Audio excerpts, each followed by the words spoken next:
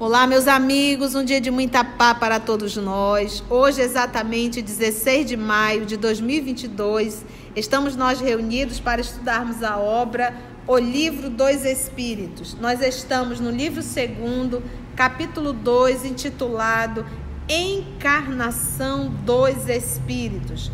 Nós estamos no item intitulado Alma. Fizemos as questões 134 até a 136b. Hoje nós iremos dar continuidade a partir da 137. Vou solicitar para o Tarcísio fazer a nossa prece de gratidão.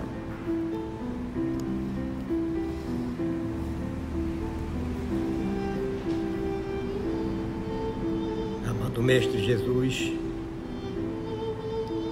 queremos te agradecer, Senhor, por mais essa oportunidade que temos de aprender um pouquinho mais dos teus ensinamentos, que possamos, Pai amado, absorvê-los, exercitá-los no nosso dia a dia, para que possamos entender que todos nós somos irmãos, todos aqueles que parecem ao nosso redor precisam de apoio.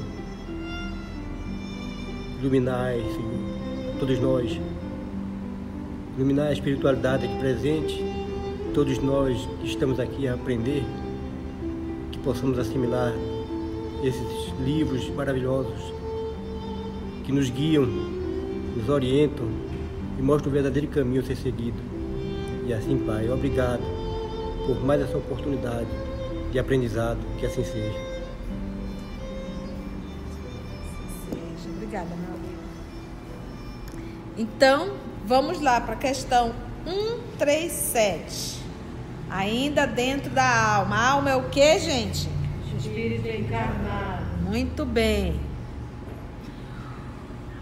Pergunta: o mesmo espírito pode encarnar em dois corpos diferentes ao mesmo tempo? E aí? Isso daí é moleza, né?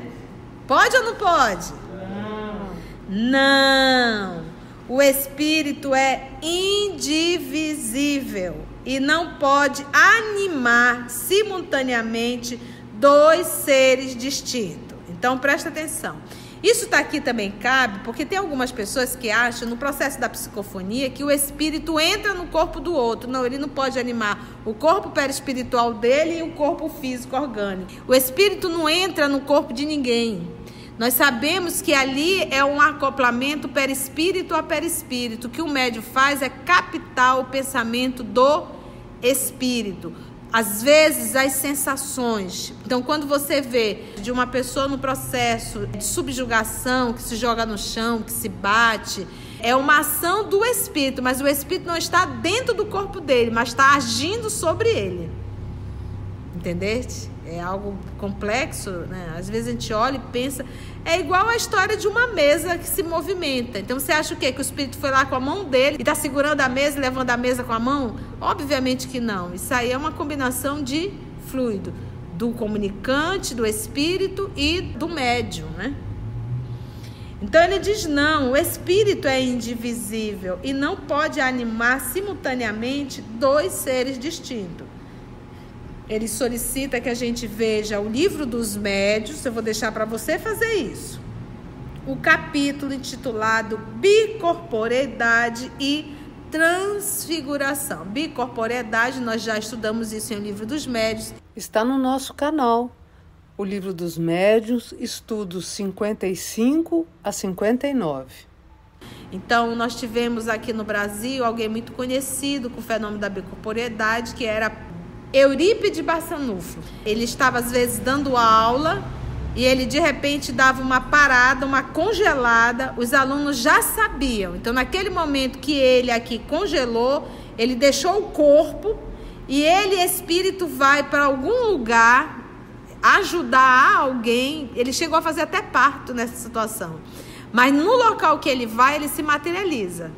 Então daí o fenômeno de bicorporeidade. Mas um corpo ficou aqui em estado estático e ele em espírito vai e lá se materializa, que a gente sabe que é um fenômeno até mesmo do corpo perispiritual. Ele realiza esse fenômeno, faz o que tem de fazer, mas o corpo físico dele aqui está como se estivesse dormindo, está parado. Por quê? Porque quem pensa, quem é o ser pensante é o espírito, e o espírito não se divide. Então não tinha como ele estar no corpo que ficou dentro da sala e no corpo que foi lá ajudar uma pessoa a fazer o parto, entendeu? Eurípides Barçanufo, era ele que realizava o fenômeno da bicorporeidade. Questão 138. Que pensar da opinião dos que consideram a alma o princípio da vida material? Então agora é isso, olha, tem um grupo aqui que diz que a alma é o princípio da vida material. O que pensar disso? Resposta: é uma questão de palavras, com a qual nada temos. Olha, gente, nós não temos nada a ver absolutamente com palavras. Vocês que se entendam. Começai por vos entenderdes mutuamente. Tem que ser uma questão de palavras, não tem nada a ver com isso. Porque se eu parar para pensar, se existir um corpo aqui e não existir a alma nesse corpo, esse corpo tem como viver? Tem como se movimentar? Tem como ser um ser inteligente? Não tem como se movimentar. Vai ser um corpo que poderá ter fluido vital, mas não vai ter inteligência, logo não vai andar, não vai se movimentar, não vai fazer nada. Vai ter só uma vida o quê? Orgânica. Então tinha um grupo que dizia o quê? Que a alma é o princípio, é o início da vida material. Pensaram, isso é uma questão de palavra. Aí ele vem, na questão 139. Alguns espíritos, e antes deles alguns filósofos, definiram a alma como, abre aspas, uma centelha anímica emanada do grande todo, fecha aspas. Por que essa contradição? Porque diz que a alma é quem? O espírito encarnado. E já sabemos que a alma nada mais é os espíritos que retornam à vida física. Então ele diz, uma centelha anímica emanada do grande todo. Por que essa contradição? Resposta: não há contradição. Isso depende da significação das palavras. Por que não tendes uma palavra para cada coisa? Isso é mais uma vez uma questão de palavras. O que tu chama de todo? Está chamando todo do universo? Chama todo Deus? O que é? Aí tem um comentário do professor Allan Kardec. Ele diz, olha, o vocábulo alma é empregado para exprimir coisas muito diferentes. Uns chamam alma ao princípio da vida. E nesta acepção é correto dizer figuradamente, ele grifou a palavra figuradamente, que a alma é uma centelha anímica emanada do grande todo. Estas duas últimas palavras indicam a fonte universal do princípio vital, de que cada ser absorve uma porção e que volta à massa depois da morte. Porque o princípio vital, nós sabemos que nós absorvemos ao reencarnar. A gente absorve parte disso. E quando a gente desencarna, o que tem volta para o todo. Então, se tu estás falando, chamando o princípio vital de alma, então isso aí estaria certo. Essa ideia, de modo algum, exclui a de um ser moral, distinto, independente da matéria e que conserva sua individualidade. Já o fluido vital conserva individualidade? Não conserva, ele volta para o todo. É a esse ser que se chama igualmente de alma, e nesta acepção é que se pode dizer que a alma é um espírito encarnado. Então, se referindo nesse ponto, a alma é o quê? O espírito encarnado. Dando da alma definições diferentes, os espíritos falaram segundo a aplicação que faziam da palavra e conforme as ideias terrenas de que ainda estavam mais ou menos imbuídos. Isto resulta da deficiência da linguagem humana, que não dispõe de uma palavra para cada ideia, gerando uma infinidade de equívocos e discussões. Eis porque os espíritos superiores nos dizem que, primeiramente, nos entendamos acerca das palavras. Então, por exemplo, quando Kardec vai falar do corpo fluídico, esse corpo ele chama de perispírito. Quem deu o nome foi Kardec. Então, logo os espíritos já sabem qual a definição da palavra perispírito. E aí os espíritos trabalham agora utilizando a palavra que Kardec criou. Eles falam, criem as palavras, definam, mas uma palavra para cada coisa. A palavra reencarnação também foi criada pelo professor Denizar. A definição é a mesma, o retorno do espírito à vida corpórea. Pronto, ele disse, ótimo, então isso para ti é reencarnação? Agora vamos trabalhar pautado nessa palavra, entendeu? Então, escolham, definam as palavras para que a gente possa poder entender. Eu posso te dizer que a alma é um espírito encarnado? Ela é, mas esse é o conceito que tu tem de alma? Qual é o conceito que tu tem de alma? O que tu entende pela palavra alma? Entende? Vocês entenderam? Então, o que os espíritos solicitam? Definam-se. Dê um nome para cada coisa. E aí eu vou te dizer se esse nome que tu deste para essa coisa, se é o que tu estás pensando em relação à pergunta que tu fizeste. Estamos juntos? 140.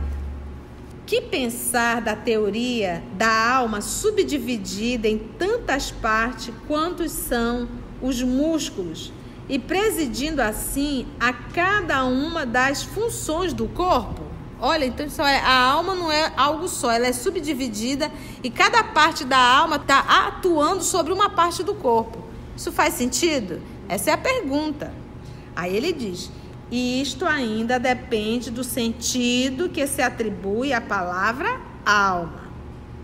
Se por alma se entende o fluido vital, então olha só, a gente já percebe que tinha um grupo que chamava alma e na verdade para eles alma era o quê? O fluido vital. Então, se o termo é fluido vital, a teoria estaria correta. Porque nós sabemos que existe fluido vital em cada parte do nosso organismo. Se o que se entende é o espírito encarnado, a alma, a teoria está errada. Entende o que os espíritos estão querendo dizer? Então, tudo depende do quê? Do conceito que tu está dando a palavra. Quando tu fala alma, tu está falando do espírito encarnado ou tu está falando do fluido vital? Se tu está falando do fluido vital, se alma para ti é fluido vital, beleza, então a tua teoria está certa. Mas se tu está dizendo que alma é o espírito encarnado, a tua teoria está errada. Já dissemos que o espírito é indivisível. Ele transmite o movimento aos órgãos pelo fluido intermediário. Quem é esse fluido intermediário? Perispírito. Sem por isso se dividir. Aí o professor Allan Kardec fez ainda 140A. E ele disse assim, olha, entretanto, ou seja, existem espíritos que deram essa definição. Qual era a definição? Que a alma é subdividida em tantas partes quantos são os músculos e presidindo assim a cada uma das funções do corpo. Isso, olha, teve um espírito que falou isso. Há espíritos no plural, não foi só um não. Ó, vários espíritos falaram isso, dessa definição. Resposta.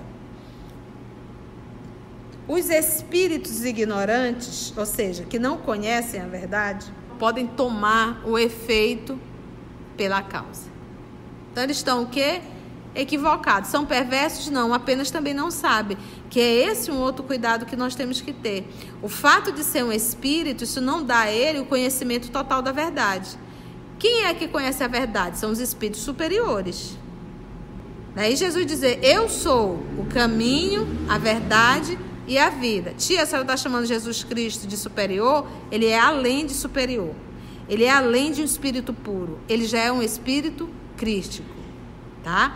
Então, quando a gente parar sempre para pensar, reflete. A nossa experiência ainda, o nosso movimento ainda é primário. Quando nós chegarmos a espírito superior, aí é que começa realmente o nosso processo de aprimoramento espiritual. É agora que começa a ficar bom. O que nós ainda estamos fazendo é nos libertando de uma vida horizontal, primitiva e animalizada. Esse animalizado aí não é de ânima não é de animado, é de animal mesmo. Nós ainda estamos nesse movimento bem horizontal. Então, os espíritos ignorantes podem tomar o efeito pela causa, ou seja, confundiu tudo. Comenta o professor Denizar.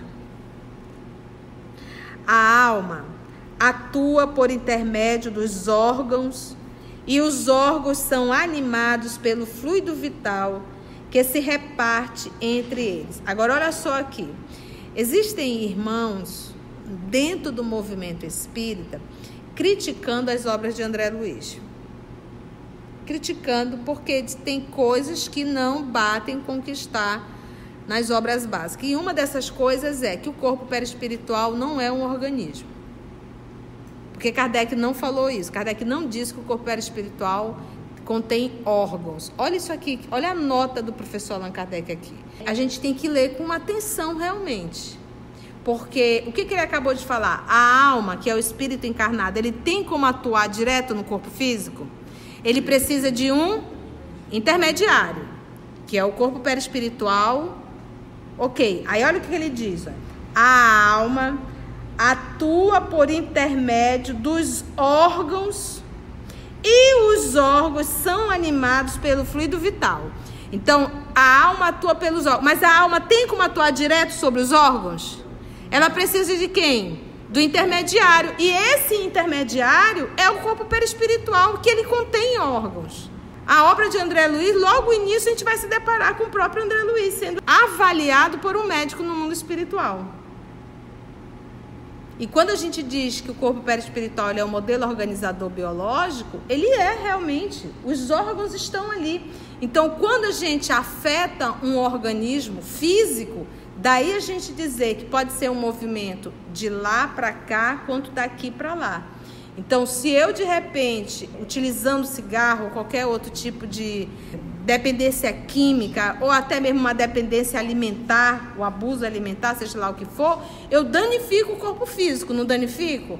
E danifico o corpo perispiritual. O órgão perispiritual fica danificado.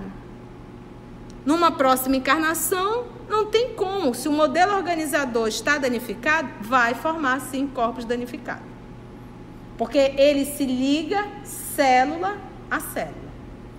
Então, o que diz o professor aqui? Olha, a alma atua por intermédio dos órgãos e os órgãos são animados pelo fluido vital. A alma, ela atua, é o ser pensante, mas ela dá vida ao órgão. Quem que dá vida ao órgão? O fluido vital. Então, tu estás aí, tu estás encarnado. Passa uma semana sem comer, alguns dias sem beber água, vê para onde que você vai? Para a cidade do pé junto. Porque vai acabar a vitalidade. Porque através da alimentação, através do repouso, a gente recupera a vitalidade. Mesmo tendo a alma. E uma vez acabando a vitalidade, a alma não tem como atuar sobre o organismo. Porque a alma é o ser inteligente. Ela é a inteligência, mas ela não é a vitalidade. A vitalidade é retirada do fluido vital. Então, para que eu possa estar encarnado, eu preciso desse conjunto.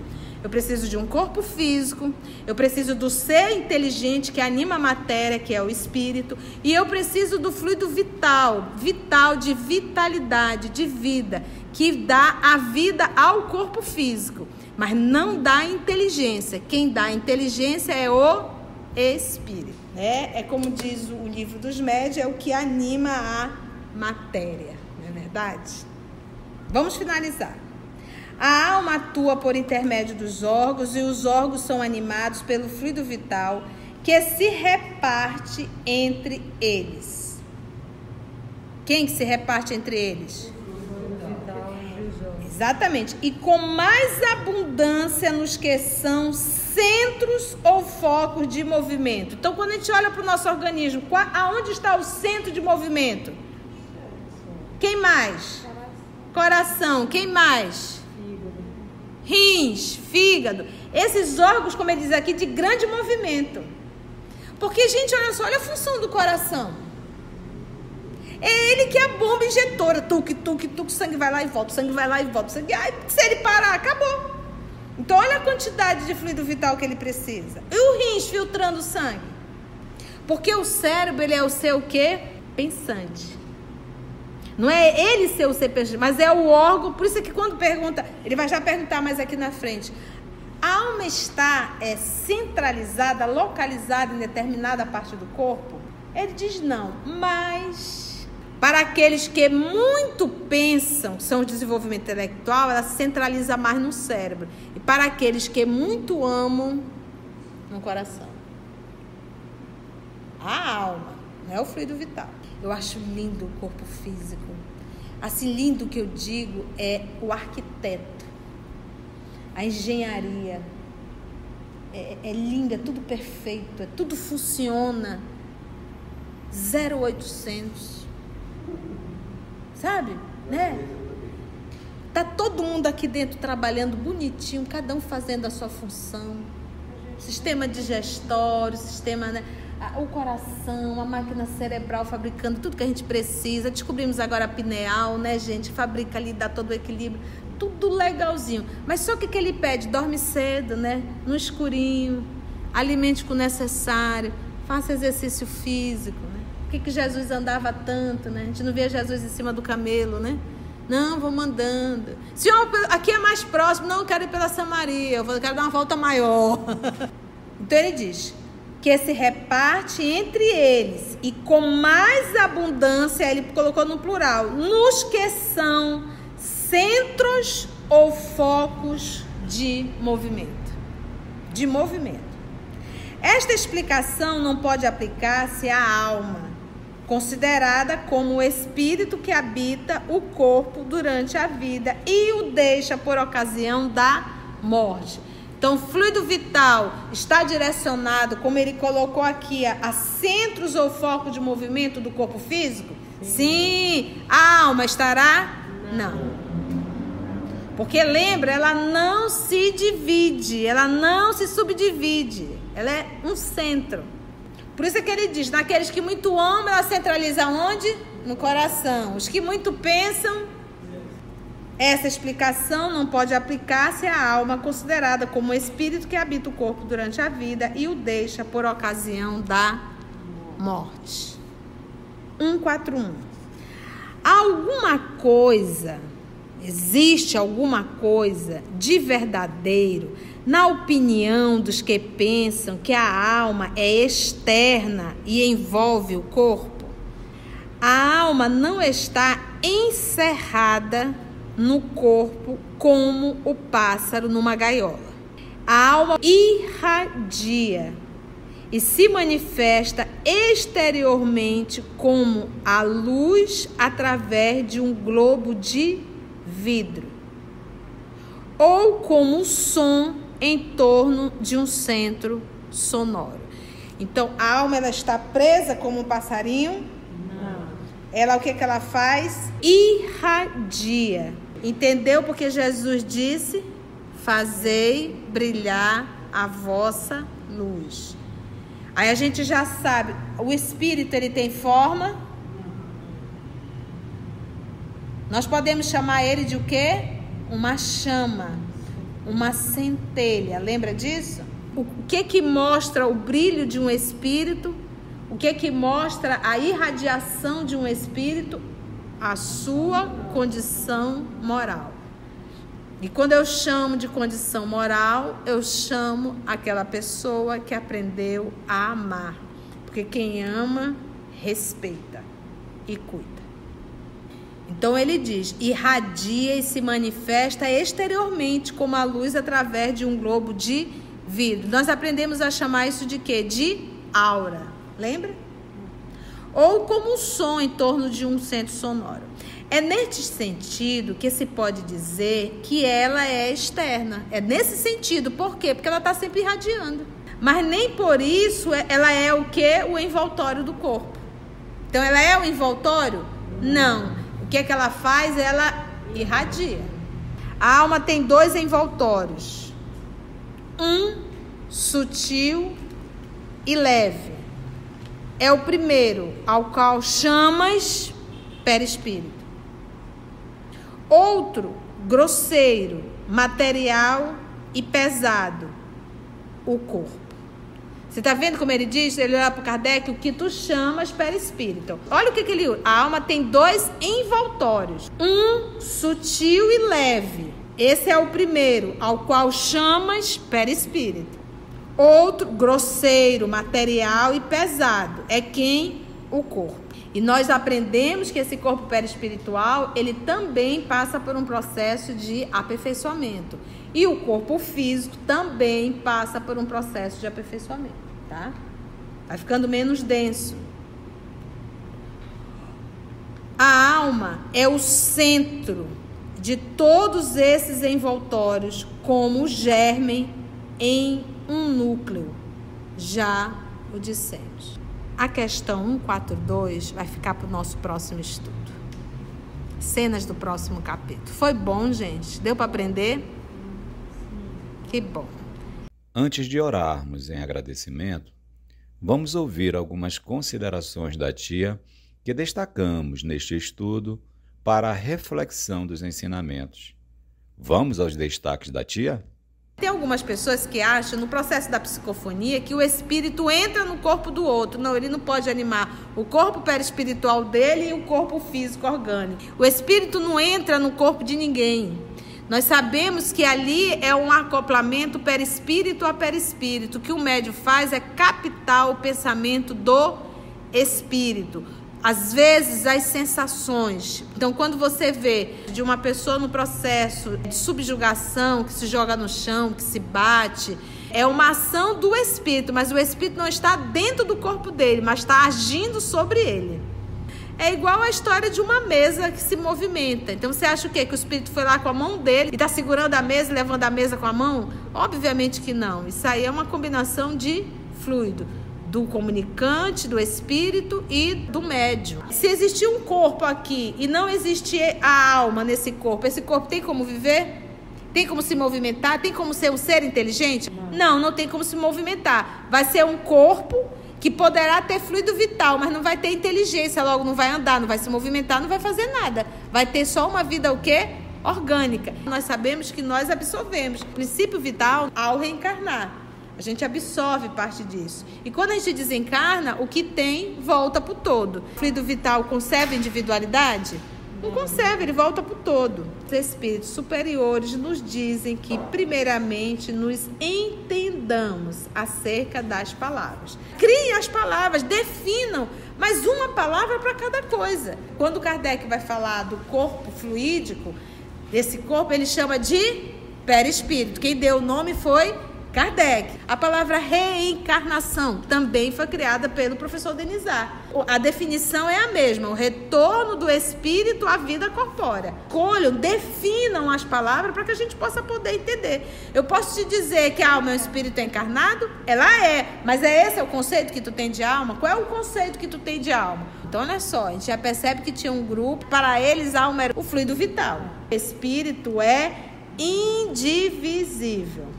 Ele transmite o movimento aos órgãos pelo fluido intermediário, perispírito, sem por isso se dividir.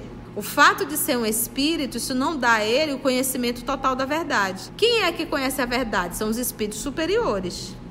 Daí Jesus dizer, eu sou o caminho, a verdade e a vida. Ele é além de superior. Ele é além de um espírito puro. Ele já é um espírito crístico. Nosso movimento ainda é primário. Quando nós chegarmos a espírito superior, aí é que começa realmente o nosso processo de aprimoramento espiritual. É agora que começa a ficar bom. O que nós ainda estamos fazendo é nos libertando de uma vida horizontal, primitiva e animalizada. Esse animalizado aí não é de ânima não é de animado, é de animal mesmo. Então, a alma atua pelos órgãos, mas a alma tem como atuar direto sobre os órgãos?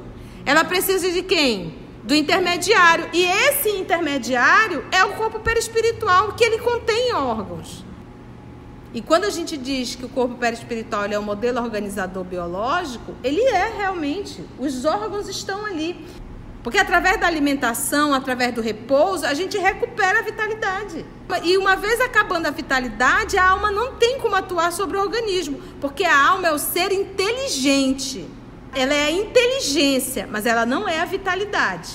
A vitalidade é retirada do fluido vital. Então, para que eu possa estar encarnado, eu preciso desse conjunto. Eu preciso de um corpo físico, eu preciso do ser inteligente que anima a matéria, que é o espírito, e eu preciso do fluido vital. Quem dá a inteligência é o espírito. Então, o fluido vital está direcionado, como ele colocou aqui, a centros ou foco de movimento do corpo físico? Sim. A alma estará? Não. Porque lembra, ela não se divide, ela não se subdivide. Ela é um centro. A alma, ela está presa como um passarinho? Não. Ela irradia. Entendeu? Porque Jesus disse: fazei brilhar a vossa luz. O que mostra o brilho de um espírito? O que mostra a irradiação de um espírito? A sua condição moral. Aquela pessoa que aprendeu a amar. Porque quem ama, respeita e cuida. Irradia e se manifesta exteriormente como a luz através de um globo de vidro. Nós aprendemos a chamar isso de quê? De aura. Lembra? Então ela é o envoltório? Não. O que ela faz? Ela irradia. A alma tem 2 envoltórios. Um sutil e leve, ao qual chamas perispírito. Outro grosseiro, material e pesado, o corpo. E nós aprendemos que esse corpo perispiritual passa por um processo de aperfeiçoamento. E o corpo físico também passa por um processo de aperfeiçoamento, tá? Vai ficando menos denso. Ficou claro, gente? Isso ou tá confuso?